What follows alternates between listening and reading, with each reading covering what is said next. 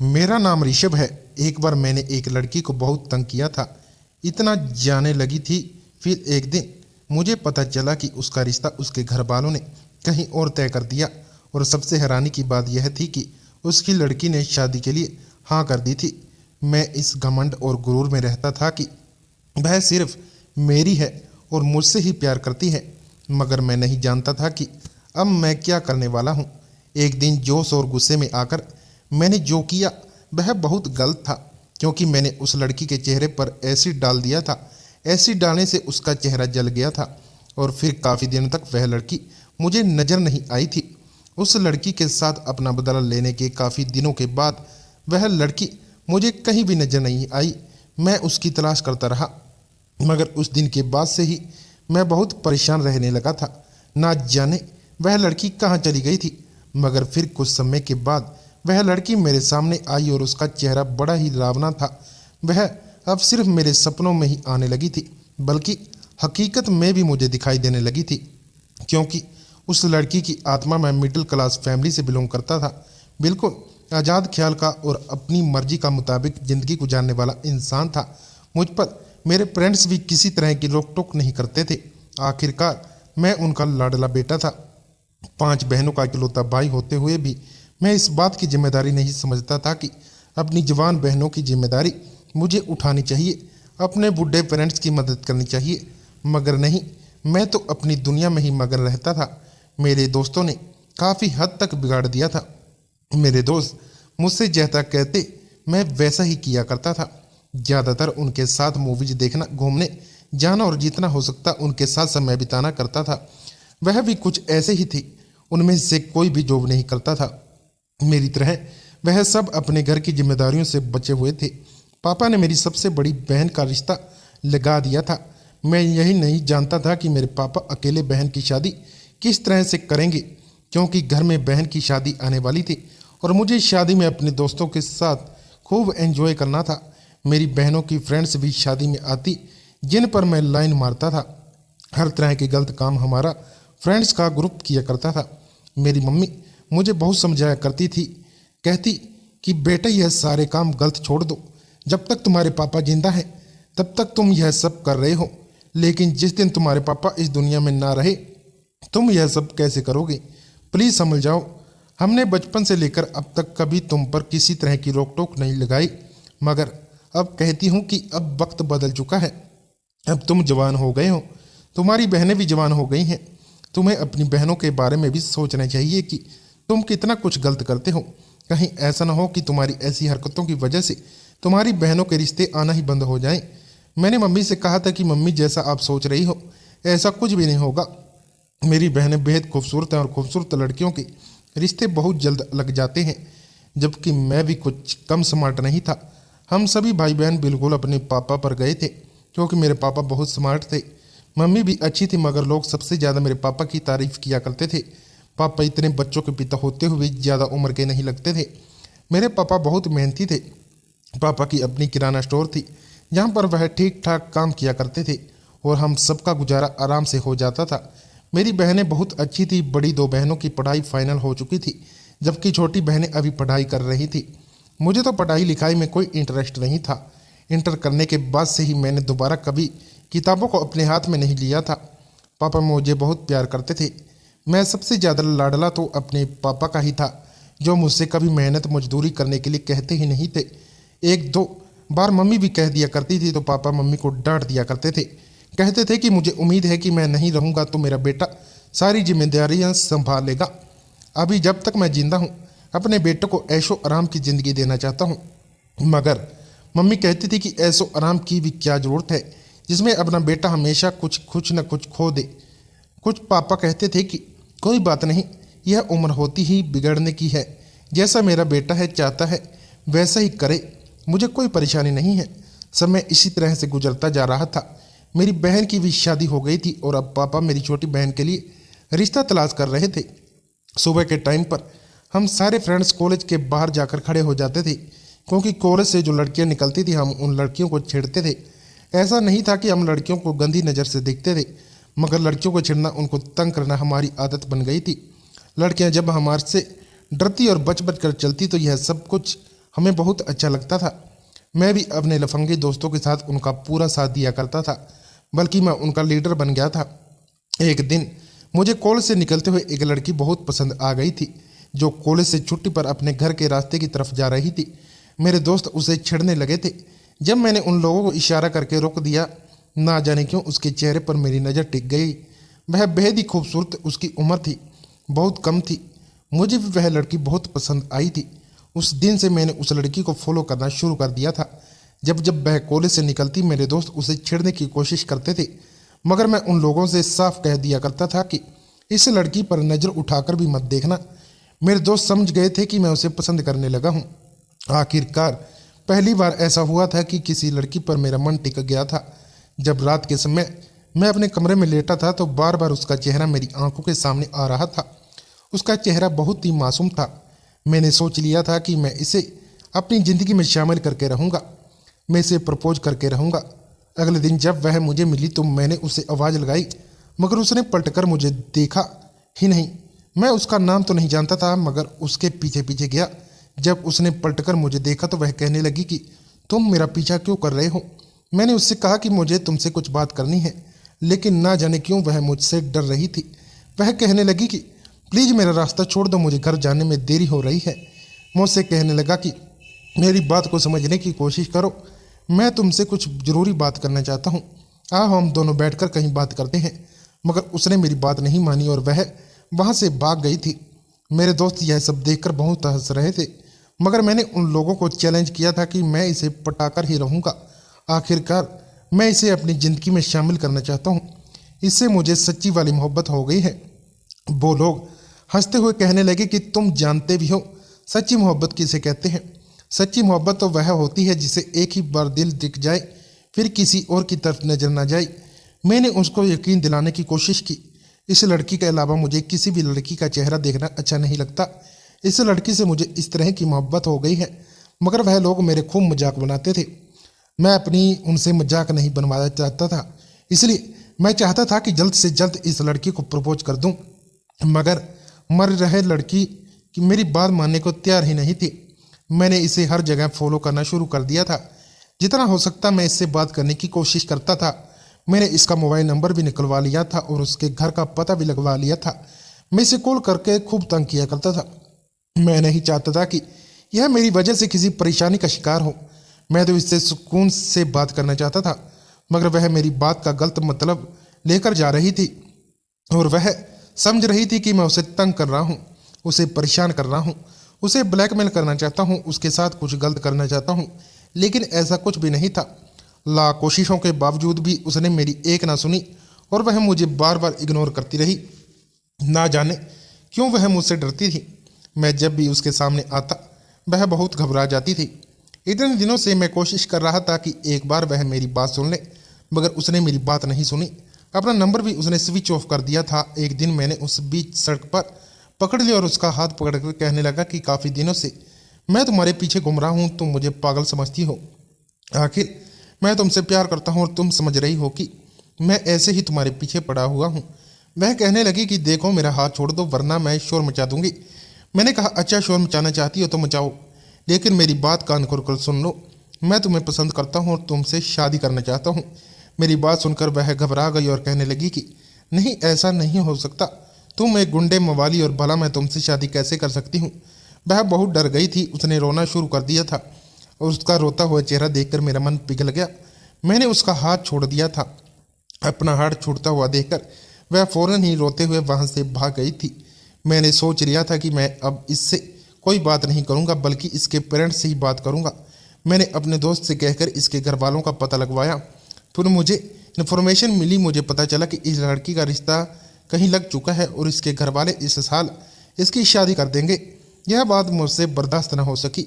अगले दिन फिर मैंने रास्ते में उस लड़की को पकड़ लिया। उस लड़की का नाम मनीषा था।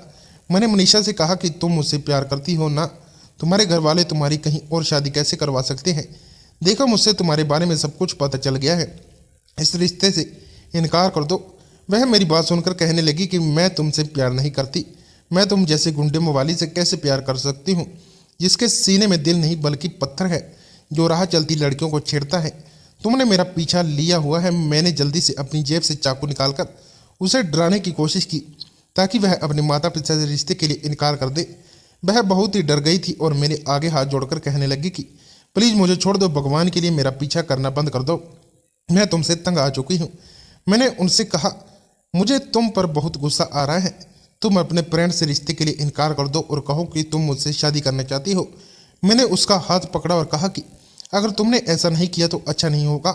उसने मुझे झटका और अपने हाथ से एक जोरदार थप्पड़ मेरे गाल पर मार दिया और कहने लगी कि ऐसा कभी नहीं होगा, मैं एक इज्जतदार लड़की हूँ, तुम जैसे इंसान के साथ तो मैं बात करना भी पसंद नहीं करती। आज उस लड़की के अंदर इतनी हिम्मत आ जाने से पता नहीं कहाँ से आ गई थी। यह सब करके वह वहाँ से चली गई थी। मैं चाहता तो गुस्से में चाकू उस पर वार भी कर सकता था, मगर मेरा हाथ थम कर रह गया था। मेरे दोस्त भी मुझे देखकर जोर जोर से हंसने लगे थे। ऐसा पहली बार हुआ था कि किसी लड़के ने मुझ पर हाथ उठाया था और उसकी वजह से मुझे बेइज्जत सामना करना पड़ा था। मैंने सोच लिया था कि मैं अपने इस थप्पड़ का बदला इस लड़की से लेकर ही रहूँगा और इससे शादी भी करके रहूँगा, चाहे जो भी हो जाए। उसके शादी के लिए रजामंद करने के लिए और उसके डराने के लिए, ताकि वह डर जाए और मुझसे शादी कर ले। मैं एसिड लेकर चला गया था। जब वह अगले दिन कॉलेज के अंदर जाने वाली थी तो फिर से मैंने उसका हाथ पकड़ लिया। मैंने उससे कहा कि बताओ मुझसे शादी करोगी या नहीं। मैंने उससे एसिड से दिखाया और एसिड देखकर बहुत कांपने लगी थी और कहने लगी थी कि प्लीज़ मुझे छोड़ दो, प्लीज़ मुझे जाने दो, देखो यह एसिड को मुझसे दूर रखो, मुझे देर हो रही है, मेरी क्लासेस का टाइम हो रहा है। मैंने उससे कहा कि तुम मेरी बात का जवाब दे दो, मैं तुम्हें छोड़ दूंगा, बताओ मुझसे शादी करोगी या नहीं। वह रो रही थी और बार बार मुझसे कह रही थी कि प्लीज़ मुझे छोड़ दो, लेकिन मैंने उसकी एक ना सुनी। फिर जब वह मुझसे तंग आ गई तो उसने कहा कि तुम एक बहुत ही घटिया इंसान हो, भगवान तुम्हें कभी माफ़ नहीं करेगा। पता नहीं तुम्हारे माता पिता ने तुम्हें क्या सिखाया है, जरूर तुम्हारे माता पिता भी तुम्हारे जैसे ही बिगड़े हुए लोग होंगे, तभी तो उनकी औलाद ऐसी है। यह सुनकर मुझे बेहद ही गुस्सा आ गया था। मैं नहीं चाहता था कि मैं उस लड़की पर एसिड डालूं।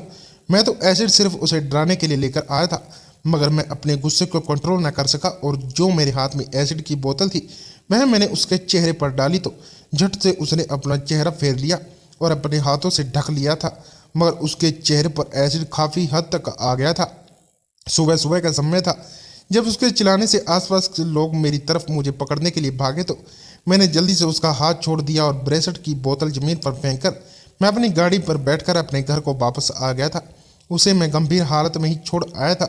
उसके बाद मैं नहीं जानता कि उसके साथ क्या हुआ, मगर ना जाने क्यों उसके साथ ही सब कुछ करके मैं बहुत उदास हो गया था।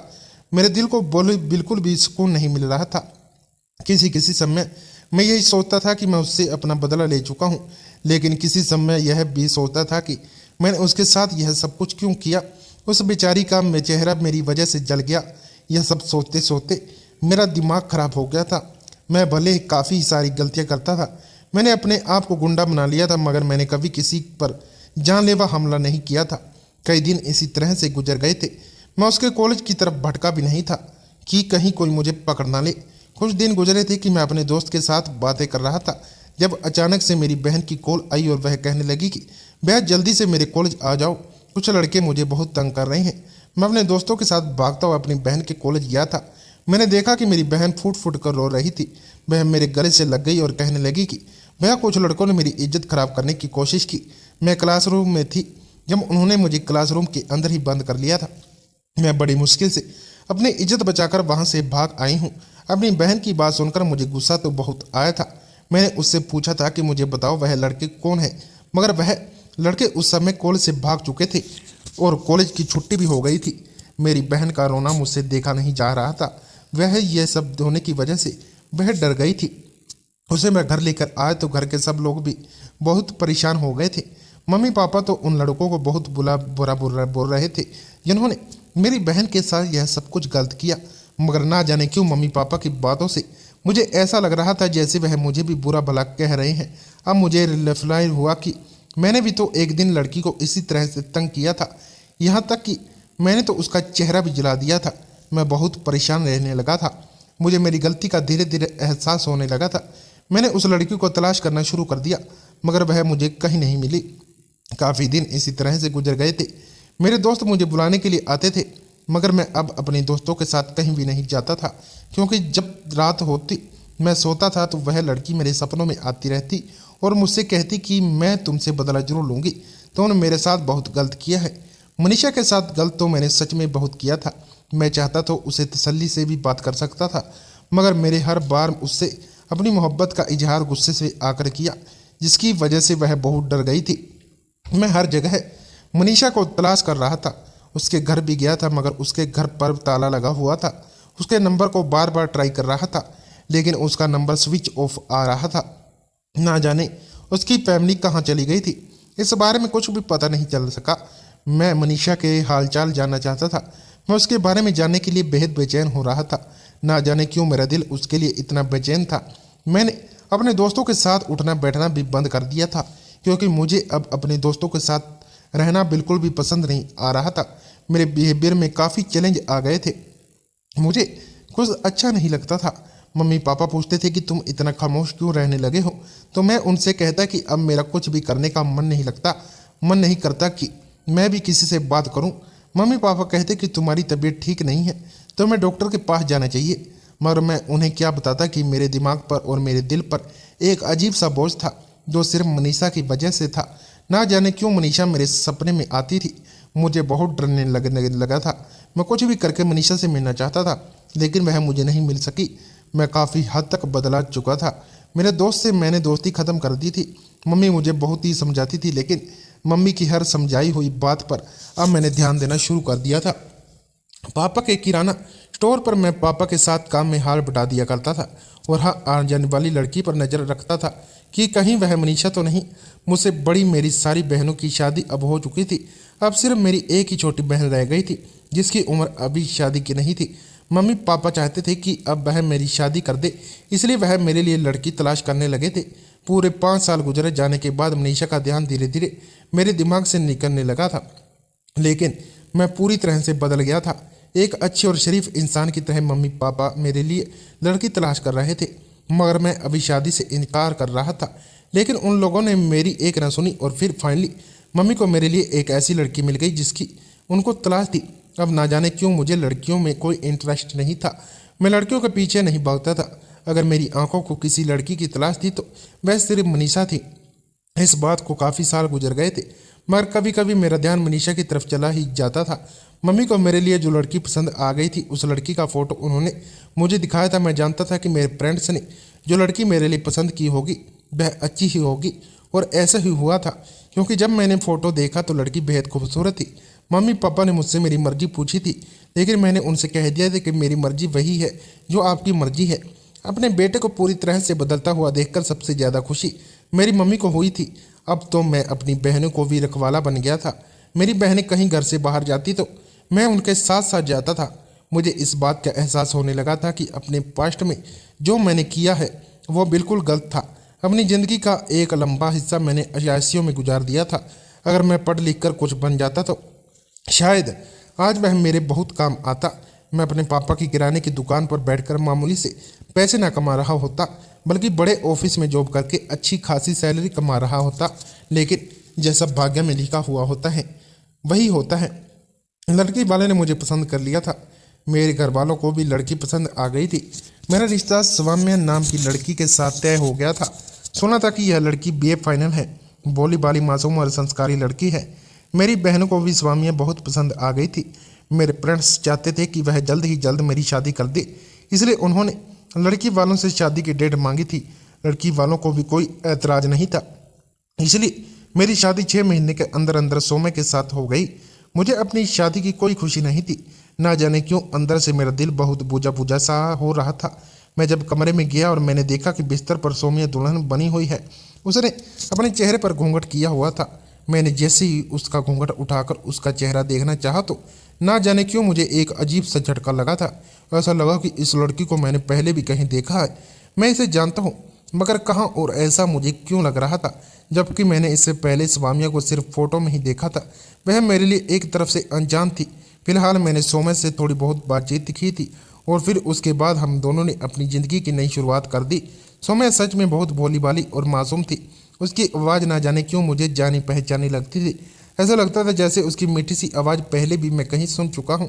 शादी के अगले दिन जब मैं बाथरूम में नहाकर बाहर निकला तो अपने कमरे की तरफ आया तो सामने शीशे पर मेरी नज़र पड़ते ही मेरे पैरों तले से जमीन निकल गई, क्योंकि शीशे पर वो एक तस्वीर लगी हुई थी जिसको देखकर मैं बुरी तरह से डर गया था। एक जोरदार झटके से मैं जमीन पर गिर गया और जोर से चढ़ने लगा। यह तस्वीर मनीषा की थी। जब मैंने उस पर एसिड डाला था तो उसका चेहरा जल गया था। वह जोर जोर से चिल्ला रही थी और उसके जले हुए चेहरे की तस्वीर आज मेरे कमरे के शीशे पर लगी हुई थी। मैं उसे देखकर जोर जोर से चिल्लाने लगा। उसका चेहरा बेहद ही खतरनाक लग रहा था। तभी सौम्या भागती हुई आई और कहने लगी, आपको क्या हो गया? मैंने कहा कि यह देखो कि शीशे पर किसकी तस्वीर लगी हुई है। सौम्या ने शीशे की तरफ देखा तो कहने लगी, शीशे पर तो किसी की तस्वीर नहीं है। मेरे शोर की आवाज़ सुनकर मेरे मम्मी पापा भी कमरे में आ गए थे और मेरी बहन भी। मैंने स्वामिया से कहा कि नहीं स्वामिया, ध्यान से देखो, शीशे पर एक तस्वीर लगी हुई है। मगर स्वामिया साफ इनकार कर रही थी कि कहने लगी, आपको कोई गलतफहमी हुई है। शीशे पर कोई भी तस्वीर नहीं है, वहाँ सिर्फ शीशा है।